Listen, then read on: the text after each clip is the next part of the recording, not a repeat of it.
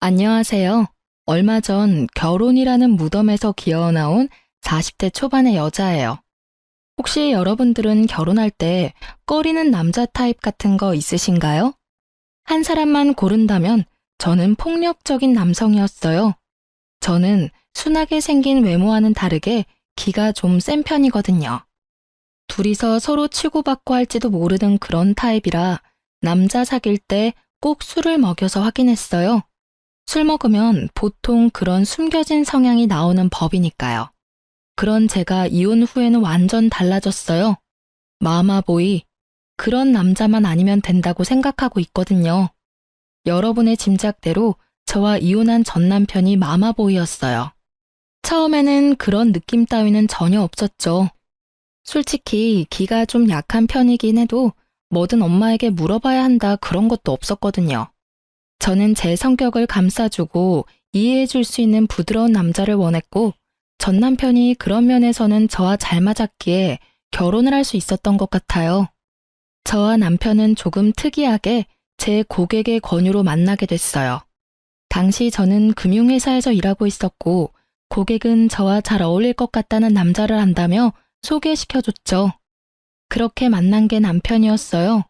나보다 5살이나 어린 남자여서 처음에는 깜짝 놀랐어요.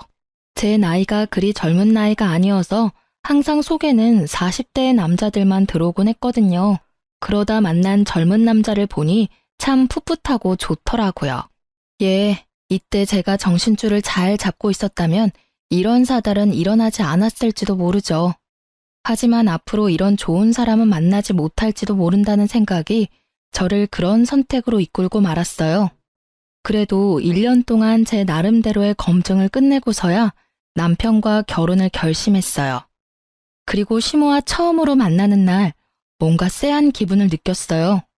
시모는 당시 혼자 일도 안 하고 살고 있었는데 집안이 무척 여유로운 느낌이더라고요.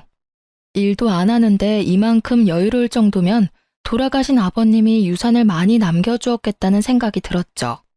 쎄한 기분은 시모 자체에서 나는 거였어요. 마치 저를 품평하는 듯한 눈빛에 사람을 아래로 보는 그런 시선까지 딱 제가 싫어하는 것들만 모아놓은 사람이 시모였어요. 솔직히 이렇게 유약한 남편에게 이런 시모가 있을 거라곤 상상도 못했었거든요. 시모는 저를 보더니 흡족한 듯 빨리 상견례 날을 잡으라고 하더군요. 어차피 결혼할 생각을 하고 있었기에 날짜를 잡기로 했죠. 그리고 상견례 날 시모는 저희 부모님과는 만나서는 집은 걱정하지 말아라, 자기가 집을 해주겠다 하셨어요. 그리고 무슨 일 생기면 도움도 많이 주겠다고 호언장담했죠. 당시에 저는 대학 졸업 후부터 혼자 살며 전세를 마련해 두었거든요. 방 한 칸부터 시작해서 지금은 방 3칸에 30평대쯤 되는 전셋집을 가지고 있었죠. 시모가 집을 해준다니 저는 전셋집을 팔아서 혼수를 하고 나머지 돈은 비상금으로 가지고 있으려고 했거든요. 그런데 결혼식이 다 되어 가도록 시모는 집에 대해서는 아무 말도 않더라고요. 나중에 시모에게 직접적으로 물었더니 아들이 모아놓은 돈이 없으니 일단은 제가 살고 있는 전셋집에서 살고 있으라고 하더라고요. 그러고는 결혼 후까지 입을 싹 닫아버리더라고요. 그렇게 시모에게 사기 아닌 사기를 당하며 저의 결혼 생활은 시작됐어요. 결혼을 하면 우선 경제권을 어떻게 할지 결정하잖아요. 솔직히 저는 혼자 사는 것에 더 익숙해져 있어서 같이 살기 전까지 거기에 대해 생각해 본 적은 없었어요. 그리고 솔직히 제가 돈을 더 잘 벌기도 하니 경제권은 반만 합치는 게 더 좋다는 생각도 했거든요. 그래서 처음에는 생활비를 각자 차출하고 집 살 돈은 각자 지정된 금액을 정해서 마련하자고 합의를 봤어요. 그런데 결혼 후 6개월쯤부터 남편이 생활비 60만 원을 주지 않더라고요. 여보, 이번 달 생활비 안 들어왔어. 넣어줘야 할 것 같은데? 미안해, 잠깐만 기다려봐. 그러고 남편은 시모에게 전화를 하더라고요. 응, 엄마, 60만 원만 붙여줘. 생활비 쓰려면 필요해서. 용돈은 이번 달에 다른 거 샀는데? 오, 그럼 어떡하지? 남편이 저를 힐끗힐끗 쳐다보며 말을 하더군요. 시모에게 하는 말 내용에서 저는 걸리는 느낌이 있었어요. 남편 입에서 용돈이라는 말이 나온 거죠. 그런데 남편이 전화 도중에 저한테 전화기를 넘기며 말하더라고요. 전화 좀 받아봐. 어머니가 할 이야기 있으시다는데. 네, 어머님, 전화 바꿨어요. 그래, 며느라가. 다른 게 아니라 우리 아들 월급은 내가 잘 관리하고 있거든. 그러니까 며느리 월급도 내가 관리해 줄게. 요즘 애들 돈 알기를 함부로 알잖니. 그래서 내가 관리해 주려고 하는데 월급 주면 내가 너희들한테 용돈으로 돌려주마. 남는 건 알아서 잘 불려줄 테니까 그렇게 알고. 네? 아니요. 어머님, 죄송한데 월급은 못 드려요. 그리고 남편 월급도 앞으로는 제가 관리할게요. 저희 전셋집이라 집 사려면 돈도 많이 모아야 하는데 혹시 남편 월급으로 돈 좀 모아두셨어요? 모아두셨으면 남편에게 주세요. 그거 미천으로 좀 더 모아서 집 사면 될 것 같아요. 모아둔 게 어딨니? 내가 먹여주고 재워주고 키워줬으니 그만큼 걷어가는 건 당연한 거고. 게다가 나는 일도 안 하고 혼자 사는데 당연히 걔가 나 먹여 살려야 하는 거 아니니? 어머니, 당연한 말씀이세요. 대신 제가 용돈을 넉넉히 챙겨드릴게요. 그거면 충분히 매달 생활하는데 불편함은 없으실 거예요. 나더러 용돈을 타서 쓰라고? 난 그렇게 못해. 어떻게 나더러 용돈이나 타서 쓰라고 하니? 굴러들어온 돌이 박힌 돌 뺀다더니 얌전하게 생겨가지고 너 생각하는 게 야가 빠졌구나. 벌써부터 며느리가 시어머니 곳간 열쇠 뺏으려고 하면 안 되지. 어머님, 곳간 열쇠를 뺏으려고 한다뇨. 전혀 그런 생각 없어요. 다만 어머니께서 남편 월급으로 관리하셨는데도 남편은 여전히 빈털털이잖아요. 제가 이제는 와이프고 저희 둘이 부부니까 제가 하겠다는 거예요. 어머님이 생각하시는 그런 거 아니에요. 아니긴 어디서 요망한 게 집안에 들어와서. 시모는 그렇게 이야기하더니 전화기를 뚝 끊어버리더라고요. 저는 남편에게 말했어요. 당신 잘 생각해. 어머님이 월급 관리하시는 동안 목돈이 하나도 없다는 건 이해 안 되는 일이야. 이런 식이면 당신이랑 나 절대로 우리 명의의 집은 못 가져.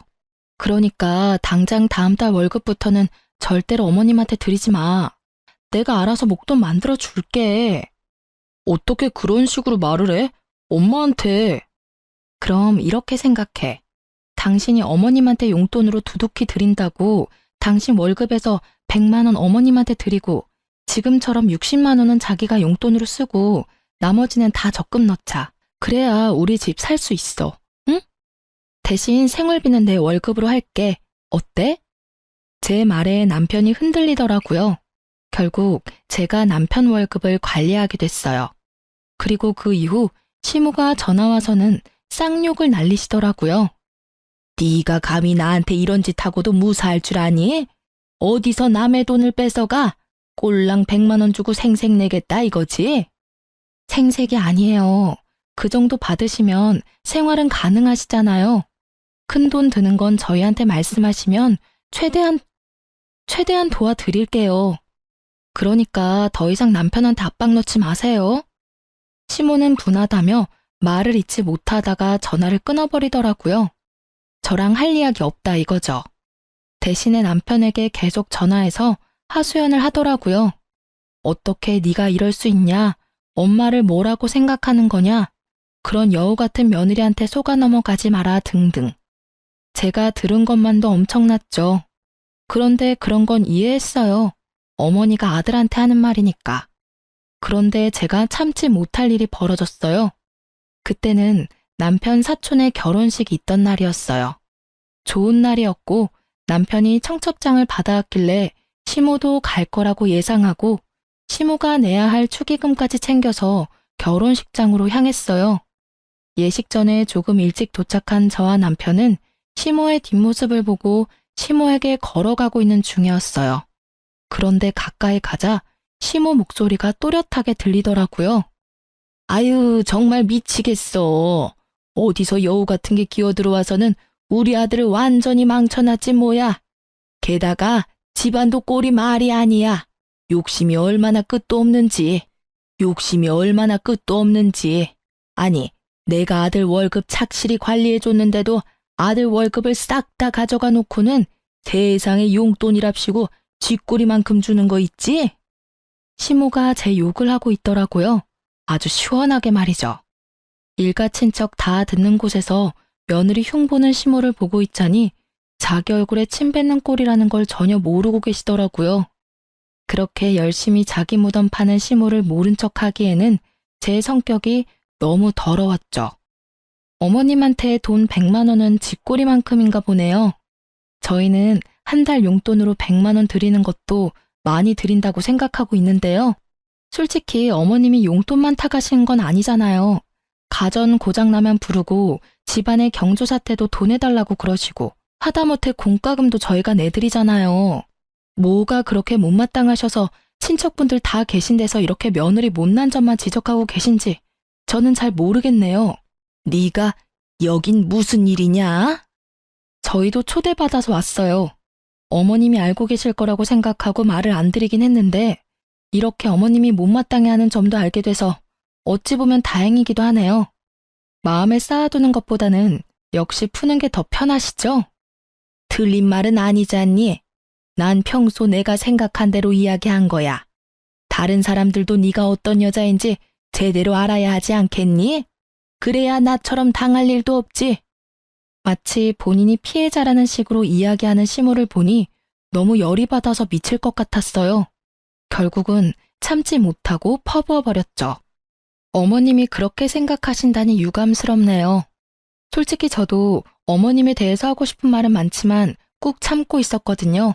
솔직히 결혼 전에 집 한 채 해주겠다고 하시고는 결혼 후에는 돈 없다며 모른 채 하신 건 이해했어요. 그런데 저희 남편 월급 관리하시는데 그 많은 월급이 다 사라졌다는 건 좀 걱정스러운 일이잖아요. 지금 살고 있는 집도 제가 처녀 때부터 살던 전셋집인데 착실하게 모아두었다면 집 한 채 정도는 대출받아서 살 수 있었을 텐데 아쉽네요. 그래서 그때 어머님이 제 월급도 내놔라 했을 때 못 드린 거예요. 제 월급도 다 사라질까 봐요. 제 이야기에 그걸 듣고 있던 주변 지인분들이 모두 깜짝 놀란 얼굴을 하며 쑥덕거리더라고요. 걸어온 싸움을 마다하지 않는 게 제 성격이라 저도 시모의 험담에 험담으로 돌려준 것뿐이었어요. 제 말에 시모 얼굴이 익어버린 문어처럼 새빨갛게 변했어요. 저는 그걸 보고도 덤덤하게 한마디 덧붙였어요. 그리고 저는 적어도 남편 돈으로 적금은 넣어요, 어머님. 적금 하나 없이 장가 보내신 건 어머님이시고요. 그래서 지금 제가 처녀 쪽부터 살던 전셋집 신세 아직도 지고 있잖아요. 저희를 그렇게 만든 어머님이 제 탓을 하시는 건 좀 아니지 않나 싶네요. 결국 시모는 그 자리를 참지 못하고 떠났어요. 저는 수군거리는 사람들을 뒤로 하고 축의금 내는 곳으로 가 남편 봉투와 시모 봉투를 같이 줬어요. 뒤에서 사람들 말이 다 들리더라고요. 시모를 파렴치하다 말하는 사람들이 많았어요. 아들 돈 가져다 뭐에 썼냐며 의문을 가지는 사람도 있었고요. 그렇지만 저에 대한 소리도 들었죠. 며느리 순해 보인다고 다루기 쉬울 것 같다더니 결국은 임자를 만났네. 시어머니에게 말 한마디를 안 지는 며느리를 들이다니 저 집도 조용하지는 않겠어. 그 이야기를 듣는데 그런 생각이 들더라고요. 설마 시모가 남편뿐만이 아니라 저한테도 빨대 꽂으려고 결혼시켰나 싶은 생각이요. 제 딴에는 심각하게 생각하는데 남편이 제 뒤를 쫓아와서는 귀찮게 종알거리더라고요. 엄마랑 싸우지 마. 솔직히 월급도 자기가 집 이야기 안 했으면 자기한테 줄 생각 없었어. 정말로 남편은 남의 편이더라고요. 마누라가 친척들 사이에서 욕 얻어먹는데도 자기 엄마 두둔하는 남편을 보며 고개를 저었어요. 이날을 기점으로 저와 시모의 사이는 건널 수 없는 강을 건넌 것과 마찬가지였어요. 당신은 부부가 뭔지 몰라? 함께 살기만 하면 부부인 줄 알아? 우리는 공동의 재산을 만들어서 미래를 준비해야만 하는 사람들이라고. 어머님한테 용돈을 드리는 건 괜찮지만 월급을 다 뺏기면 우리 미래는 어떻게 돼? 평생 집도 없이 전셋집 돌아다니며 살 거야? 애 낳아서 기르는데 드는 돈만 해도 얼만데. 설마 당신 나한테 빨대 꽂을 생각으로 결혼한 건 아니지? 그런 거 아니야. 나도 자기가 하는 말들이 맞다고 생각하니까 어머니한테 월급 안 드리고 당신한테 꼬박꼬박 주잖아. 남편은 제 말에 금방 꼬리를 내리더라고요. 그렇게 저는 시모에게 이겼지만 기분은 찜찜했어요. 시모가 그냥 넘어가지는 않을 거라는 생각 때문에요. 그리고 언제나 불길한 예감은 틀린 적이 없어요. 그날 이후 1년도 지나지 않아 문제가 생기고야 말았거든요. 시모는 남편 월급 대신에 남편을 자주 부르게 됐어요. 저녁마다 주말마다 불러내기 일쑤였죠. 처음에는 시모가 외롭다고 생각했어요. 그리고 그 뒤에는 시모가 나를 괴롭히려고 그런다고 생각했죠. 남편이 거의 집에 들어오지 못했거든요. 정말 이혼하기 직전 1년은 거의 별거를 하는 느낌이 들 정도였어요.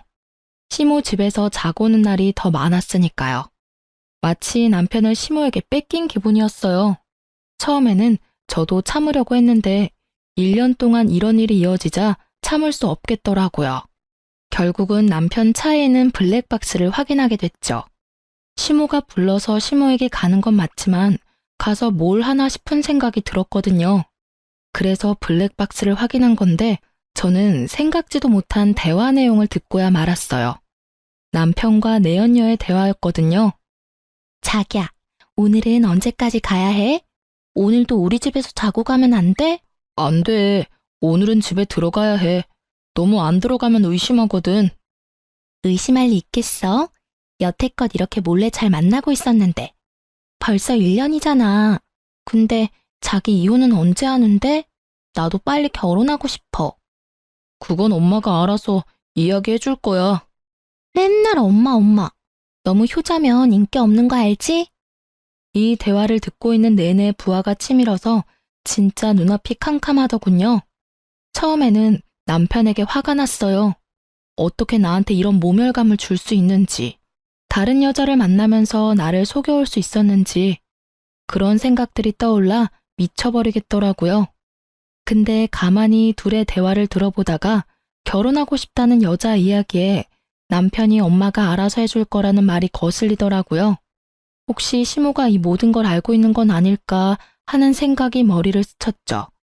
냉정하게 생각해보면 남편처럼 마마보이에 우유부단한 사람이 먼저 나서서 불륜을 저지를 일은 없을 거잖아요.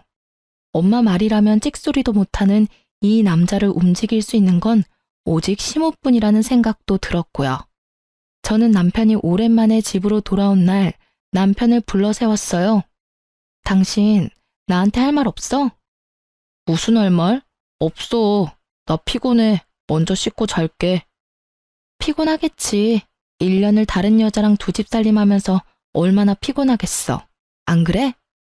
제 말에 뒤돌아서 욕실로 가려던 남편이 뚝 멈춰서더군요. 여태껏 재미 좋았나 봐. 그치? 시댁 간다고 해놓고 열심히 다른 여자 만나니까 어땠어? 막 짜릿하고 기분 좋고 그래? 그걸 당신이 어떻게 알았어? 이제 이야기할 마음이 들었나 보네. 내가 어디서 어떻게 알았든 지금 중요한 건 그게 아니지. 네가 불륜을 저질렀다는 게 중요한 거잖아. 너 진짜 날 뭐라고 생각하는 거야? 1년 동안 별거 하듯 지낸 것도 다 그 여자 때문이지? 그 여자 누구야? 어떻게 만난 사이인데? 뭐라고 말이라도 좀 해. 답답해서 돌아버리겠으니까. 난 할 말 없어. 그냥 당신이 보고 들은 그대로야. 나 다른 사람 만나는 것도 맞고 당신 배신한 것도 맞아. 그게 그렇게 당당하게 할 말이야? 적어도 미안하다는 말부터 해야 하는 거 아니야? 왜 아무 생각이 없어? 미안하다는 생각도 안 들어? 그런 거면 너 진짜 인간 쓰레기야. 나한테 소리 지르지 마. 나도 엄마가 시켜서 한 거라고. 그러게 처음부터 엄마 하라는 대로 했으면 이런 일 없었을 거 아니야. 이렇게 된 건 당신 탓도 크다고. 알아? 어디서 큰 소리를 쳐. 그래서 엄마가 시키는 대로 한 너는 잘못 없다 이거야? 웃기지 마. 너희 엄마가 불륜을 저지르라고 말했더라도 네가 양심이 있는 새끼면 안 된다고 말했어야지. 좋다고 다른 여자랑 붙어먹고는 뭐? 엄마가 시켜서 한 일이라고? 네가 애야? 너 중학교 다니는 꼬맹이니? 그래서 엄마가 시켜서 마누라 배신하고 나니까 기분이 좋아? 엄마가 하라는 대로 하는 게 편하잖아. 당신이랑 결혼한 것도 엄마가 원해서 한 거야. 엄마 아니었으면 너랑 결혼도 못했어. 그건 알고 이렇게 화내는 거야? 이 대목에서 저는 제대로 한 대 맞은 기분이었어요. 이 남자는 저를 사랑하지도 않는데 시모의 말 하나로 결혼을 한 거였어요. 처음부터 시모의 타겟이었다는 것이 너무 참을 수 없을 만큼 분하고 끔찍했어요. 야, 이 미친 새끼야. 그걸 말이라고 지금. 그래서 이 결혼 다 무효다 이거야? 와, 진짜 사람 열받게 만드는데 재주 있네? 만약에 네가 정말로 엄마가 시켜서 나랑 결혼한 거면 너 조만간 네 인생 망치게 될 거야. 어머님이 네 인생 대신 잘 살아줄 것 같니? 절대로 아니거든? 그런 거였으면 널 땡전 한 푼 없이 장가 보내는 짓도 하지 않았겠지. 네 월급이 여태껏 어디로 갔는지 궁금하지도 않아? 네 어머니가 널 그런 식으로 망치고 있는데도 끝까지 엄마. 그리고 네가 이딴 식으로 행동하면서도 죄책감 하나 안 드는 이유는 어머니가 시켜서 하고 있어서라는 핑계 때문이겠지만 나한테 실제로 상처 준 사람은 너야. 나쁜 놈은 너라고. 저는 남편과 대화를 할수록 열이 받는 걸 참을 수 없었어요. 다 됐고 우리 이혼해. 사랑도 없고 정도 없고 우리 사이에 뭐가 남았어? 만나는 여자랑 잘해봐. 대신 나는 당신 유책 배우자로 이혼 소송할 거니까 그렇게 알고 있어. 하긴 당신한테 이혼 말해서 뭐해? 어차피 이혼도 너희 엄마랑 이야기해야 되는 거잖아. 그렇지? 그리고 지금 당장 내 집에서 나가. 이 집에 한 줌의 기여조차 없는 당신은 여기 있을 자격도 없거든? 나갈 때 내가 준 건 다 놔두고 네가 가지고 온 것들만 두고 나가. 남편은 주섬주섬 물건들을 챙기더니 미안한 기색도 없이 집에서 나가더라고요. 그 뒤통수를 보니 열받더라고요. 그런데 1시간쯤 뒤에 시모에게 전화가 오더라고요. 남편이 시댁에 가서 다 말했구나 싶어서 전화를 받았죠. 그래, 나다. 너희 이혼하기로 했다면서? 잘 생각했다. 내가 봐도 너희 잘 안 어울려. 그러니까 앞으로 아들 월급은 가져갈 생각하지 마. 알았니? 지금 그걸 말이라고 하세요?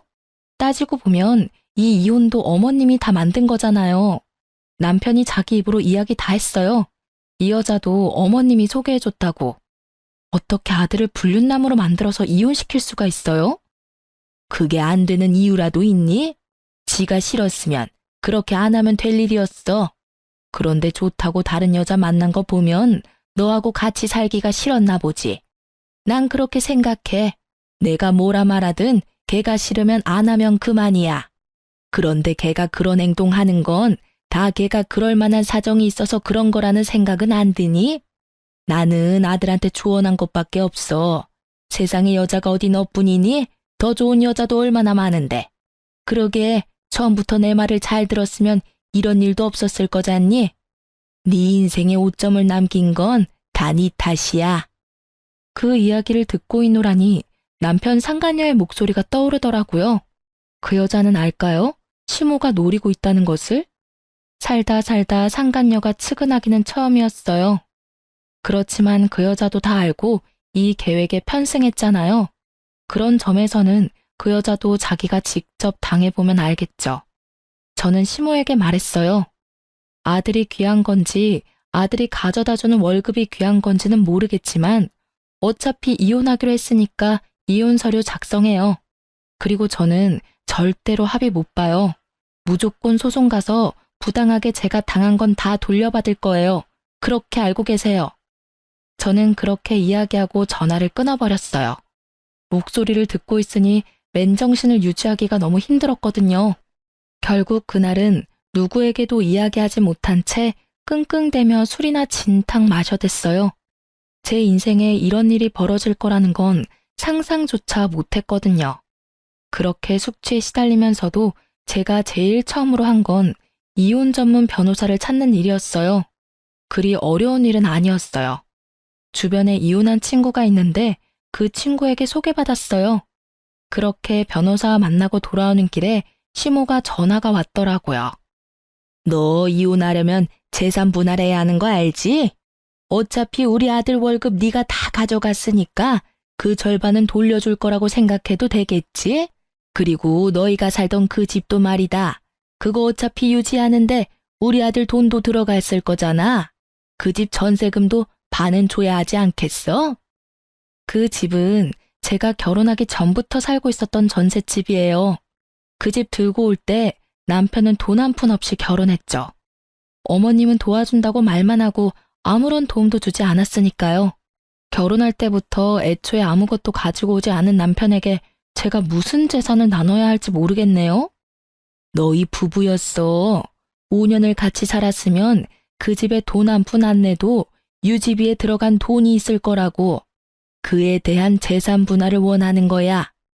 원하시는 거 다 변호사랑 상의 한번 해보세요. 가져가실 수 있는 게 있나. 그리고 어머님이 뭔가 착각하시나 본데 이 이혼은 제가 원해서 한 이혼이 아니에요. 이혼하자는 말이 제 입에서 먼저 나왔을 뿐이지. 이혼 원인 제공은 어머님과 남편한테 있거든요. 그리고 남편은 유책 배우자고 어머님은 남편에게 여자를 소개해준 사람이죠. 그래서 어머님 상대로도 위자료 소송할 거고 그 여자 상대로도 위자료 소송할 거예요. 돈이 생기더라도 다 다시 저한테 돌아올 수밖에 없을 거예요. 이혼을 하게 된 원인이 왜 우리 아들이고 나야? 네가 문제지. 네가 나한테 한 짓들을 알고도 법원이 네 손을 들어주겠어? 그러니까 다 법대로 하시자고요. 저는 더 이상 어머님하고 할 말 없어요. 뭘 알고 계셔야 답이라도 하지. 아무것도 모르고 계시는데 무슨. 변호사랑 상의하세요. 전화를 끊고 나니 화딱지가 나더군요.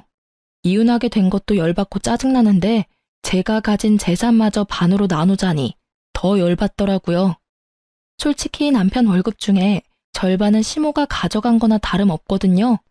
남편 월급이 여태 어떻게 쓰였는지 알면 도리어 나한테 돈을 줘도 모자랄 판이건만.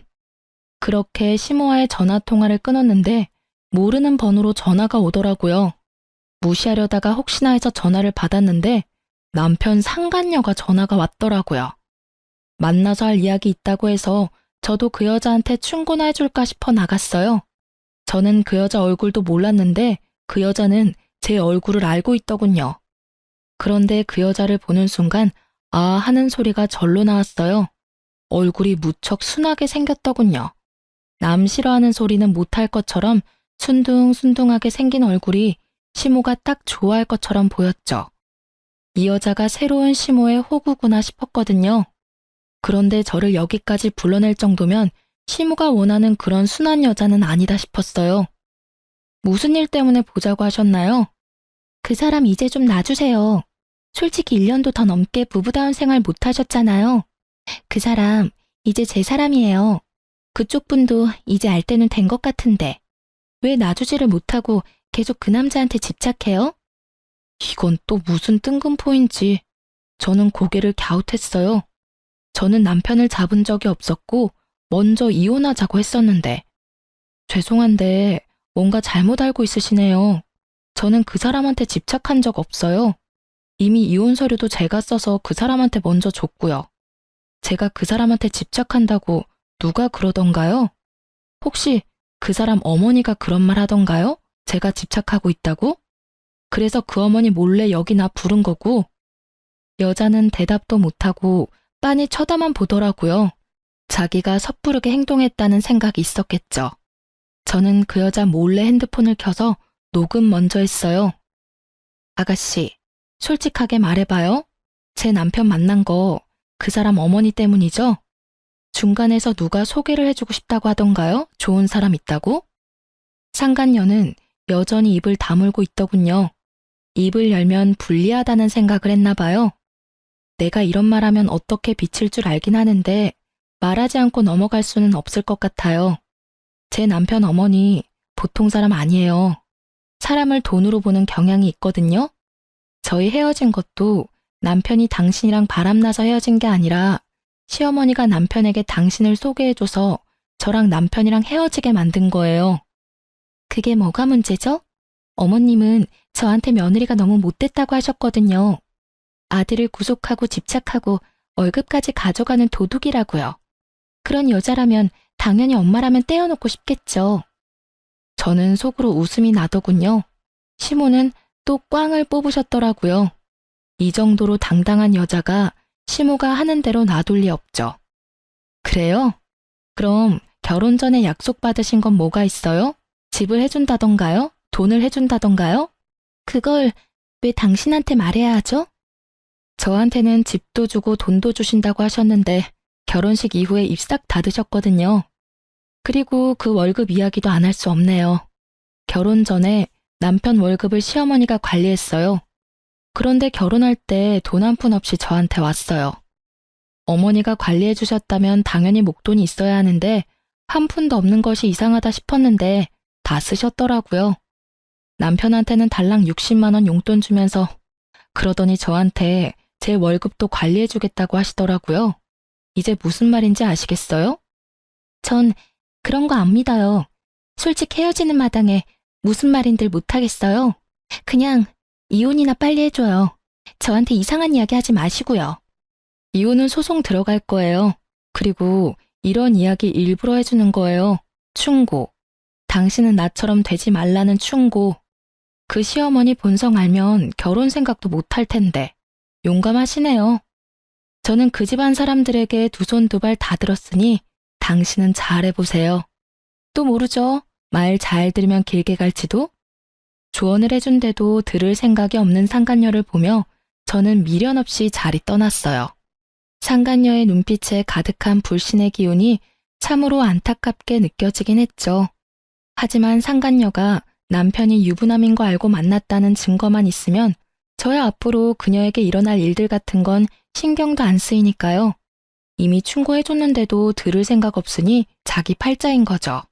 그렇게 상간녀와 헤어지고 저는 이혼 소송에 집중했어요. 사실 남편 앞으로 모아둔 목돈이 있었거든요. 남편 월급 중에 시모에게 들어가는 돈과 남편에게 들어가는 돈을 제외한 나머지 돈은 모조리 저축해 두었는데 그게 참 아깝다는 생각이 들었어요. 왜냐면 제 월급은 오롯이 생활비로 다 빠져나갔거든요. 그래서 돈을 모을 틈이 없었어요. 시모와 남편은 그 돈의 존재를 알고 나서는 그 돈 내놓으라며 난리였어요. 통장 비밀번호를 제가 알고 있었거든요. 저는 일단 그 통장 비밀번호를 남편에게 알려줬어요. 거의 5천만 원 정도였는데 남편에게는 이야기했죠. 시모에게 이 돈 주면 당신은 이 돈 만져보지도 못하고 날릴 거라고요. 그랬더니 잘 가지고 있는 모양이더라고요. 제가 이런 일을 한 이유는 따로 있었어요. 이혼 소송이 끝나고 판결이 났는데 제가 그 목돈을 다 가져오게 됐거든요. 시모에게 뺏기면 본전도 못 찾을 것 같아서 남편에게 그렇게 말해뒀는데 어찌 잘 돼서 그 돈은 그대로 저에게 돌아오게 됐어요. 이유는 그거였어요. 일단 남편이 유책 배우자라서 제게 위자료를 지급하라는 판결이 났고요. 남편과의 재산 분할에서도 실질적인 결혼 생활이 얼마 되지 않아서 결혼 전 가지고 온 재산은 재산 분할에 속하지 않았기에 전세금은 남편에게 주지 않아도 됐었어요. 다만 결혼 후에 만들어진 재산인 남편 명의의 목돈은 저도 나눠 가지게 됐거든요. 그리고 저는 상간녀 위자료 소송이랑 시모에게도 위자료 소송을 진행했어요. 저희 혼인의 파탄이 시모에게도 있다는 점을 이용했거든요. 결국 남편과 상간녀 시모에게는 위자료 폭탄이 떨어진 셈이었죠. 그래도 남남이 되니 오히려 마음이 편하더라고요. 그렇게 이혼이 완료되고 나서 남편은 바로 재혼했어요. 제가 주의를 줬는데도 남편과 결혼을 덥석해버린 상간녀의 소식이 너무 궁금해서 그 뒤에 수소문을 봤거든요. 알고 보니 상간녀도 시모에게 집을 해주겠다는 이야기를 들었다고 하더라고요. 시모도 해주려는 생각은 있었을지도 모르죠. 남편이 저와 이혼하면서 나누게 될 재산으로요. 그런데 막상 뚜껑 열고 보니 도리어 저한테 돈을 줘야 하는 상황이 되었잖아요. 결국 상간녀에게 시댁에 들어와 살라고 했대요. 그러고는 저와 비슷한 순서로 일이 진행됐더라고요. 그 여자는 저보다 더 심했죠. 같이 살아야 했잖아요. 그리고 상간녀 위자료도 저한테 줘야 했으니 남편 월급 떼이는 거 확인하고서야 아차 싶었나 보더라고요. 자기 월급까지 달라는 시모를 피하는 게 힘들었는지 결국은 남편과 빛과 같은 속도로 이혼했다고 하더라고요. 그렇게 될 줄 알고 충고까지 해줬건만 결국 몇 달 못 살고 헤어질 거 뭐하러 결혼까지 했을까 싶었어요. 그것도 자기 팔자인 거죠. 전 남편은 두 번째 이혼 이후에 술을 먹고는 저를 찾아왔더라고요. 당신이 다 옳았어. 엄마가 나를 망치고 있었어. 내 인생은 이제 완전히 망가졌다고. 왜 여기 와서 이런 소리 해? 나 이제 당신 와이프 아니야. 당신도 내 남편 아니고. 그럼 누구한테 가서 이야기해? 두 번째 와이프는 석 달 만에 이혼하자고 하고는 아예 도망치듯이 나가버렸어. 게다가 나는 빈털털이고. 당분간은 위자료 때문에 계속 돈이 나가겠지. 그 여자 위자료도 내가 내주고 있었거든. 근데 어쩌나? 나 얼마 전에 회사 그만뒀거든. 그래서 당신한테 위자료 지급 못할 수도 있어. 회사를 그만둬? 뭐 때문에? 나 회사에 소문이 다 났어. 이혼하고 바로 결혼한 것도 소문거리였는데 재혼 후 바로 이혼한 것도 소문 확 퍼지더라. 결국은 사람들 수군거리는 소리가 너무 무서워서. 다른 직장 찾으면 되지. 뭘 고민하는데? 왜 고민이냐고? 일을 하면 뭘 해? 엄마가 계속 사고를 쳐대잖아. 얼마 전에는 내 앞으로 대출까지 받아서 쓰셨더라. 뭐 하느라 그만큼 대출 받았냐고 물었더니 옷 사고 가방 사고 액세서리 사고 품위 유지하려면 돈이 많이 든대. 나는 빚 때문에 허덕이는데. 그래서 내가 월급 맡기지 말라고 했잖아. 그러니까 당신 말이 하나부터 열까지 다 옳았더라고. 난 여태까지 엄마가 해주면 다 편하다고 생각했거든. 그런데 이렇게 계속 실패를 하다 보니 그게 편한 게 아니라 도피였다는 생각이 들더라고. 나한테 진정으로 옳은 이야기 해준 사람은 당신뿐이었거든. 그래서 말인데 우리 다시 시작해보지 않을래? 나 당신이 원하면 엄마랑도 인연 끊을 수 있어. 그건 절대로 안 돼. 아니 못해. 나는 다시 그런 일 겪고 싶은 마음 없어.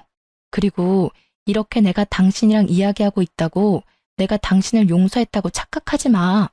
나는 죽을 때까지 내 인생에 오점 남긴 당신 용서 못해. 냉정한 제 말에 전 남편도 흠칫하더라고요. 어디서 다시 잘해보자는 소리를 할 수 있는지. 지가 한 짓은 생각도 안 하고 엄마 탓만 하는 그런 면은 여전하더라고요.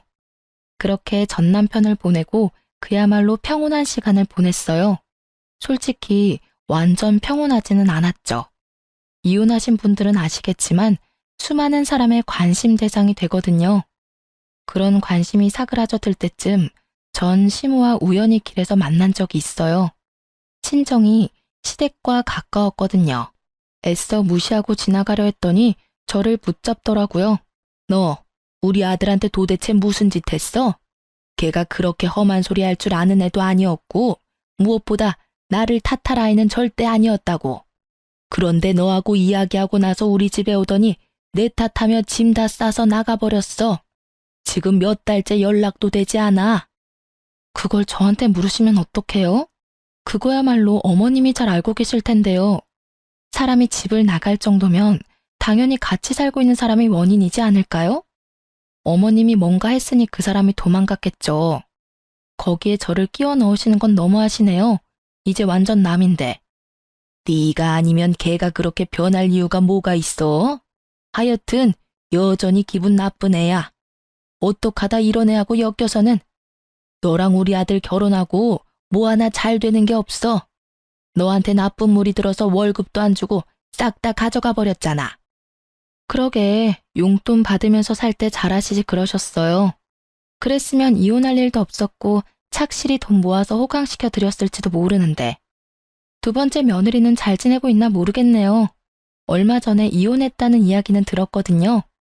아들이 처복이 없어. 내가 봤을 때는 이 정도로 없으면 혼자 사는 게 맞아. 어떻게 여자 둘 다 못 참고 이혼을 해? 우리 아들이 뭐 빠지는 데라도 있니?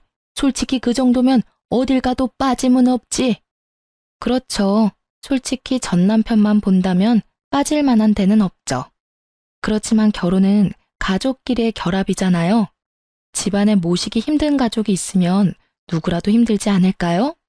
제가 봤을 때 제 전 남편은 처복이 없는 게 아니라 다른 복이 없는 것으로 보여요. 그냥 혼자 사는 게 확실히 낫겠죠. 저는 웃으며 전 시모의 말에 비꼬아줬어요. 처복이 없다니 제가 봤을 때는 부모 복이 없는 거죠. 본인도 마마보이가 되어서 여태껏 편하게 살긴 했겠지만 어쨌든 전 시모는 돈이 떨어져서 그런지 전 남편을 애타게 찾더라고요.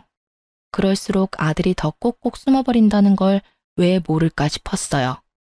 그리고 전 남편은 자기 엄마가 시키는 대로 하다가 결국은 와이프를 둘이나 잃고 빚만 남았죠. 저는 분노와 자책, 체념의 쓰리콤보를 겪고 서서히 마음의 평화를 찾고 있어요. 이따금 그때의 기억이 떠오르며 열받을 때도 있지만 그래도 그때와 비교하면 마음고생은 전혀 없으니까요. 사람 순진한 얼굴만 보고 호구되어 줄 여자나 찾던 시모가 자기 아들하고 싸우고 결국은 혼자 살게 된 걸 보니 자기가 한 행동 그대로 돌려받았다 싶더라고요. 그리고 전 남편도 결국 재혼한 여자와도 이혼하고 퇴사까지 하게 되었으니 이제는 자기 행동에 스스로 책임을 지게 된 거죠. 여태껏 시모 뒤에 숨어서 자기 합리화 열심히 했잖아요. 그걸 보며 저는 제 안에 있던 남자에 대한 기분이 극적으로 달라져 버렸어요. 절대로 마마보이는 안 된다는 걸요. 그건 효자가 아니라 비겁한 겁쟁이일 뿐이에요. 나이 40에 애도 없이 혼자 되어서 주변 사람들에게 위로도 많이 받았지만 쓴소리도 많이 받았어요. 늙어서 혼자 살면 볼품없다, 없어 보인다. 이런 이야기를 듣는 것도 이제는 아무렇지 않을 만큼 단단해졌다고 생각해요. 솔직히 제가 만약 그때 참고 살았더라면 저는 분명히 우울했을 거라고 생각해요. 빨리 빠져나온 걸 다행이라고 생각하고 있거든요. 부모 욕심으로 자식 인생을 마음대로 쥐락펴락하는 시모를 보니 없었던 남자를 기피하게 돼서 재혼은 생각도 못하고 있어요. 글 쓰는 내내 그날의 기억을 떠올리며 다시금 저를 돌아볼 수 있게 되었어요. 가끔 정말 힘든 일이 있을 때는 제 이혼 때를 생각해요. 이때만큼 힘든 일도 없었고 이때만큼 시달릴 일도 없었죠. 결혼은 무덤이라는 말을 스스로 실감하게 될 줄 몰랐는데 그래도 기어나와 보고서야 자유로운 몸이 좋다는 걸 깨달았어요.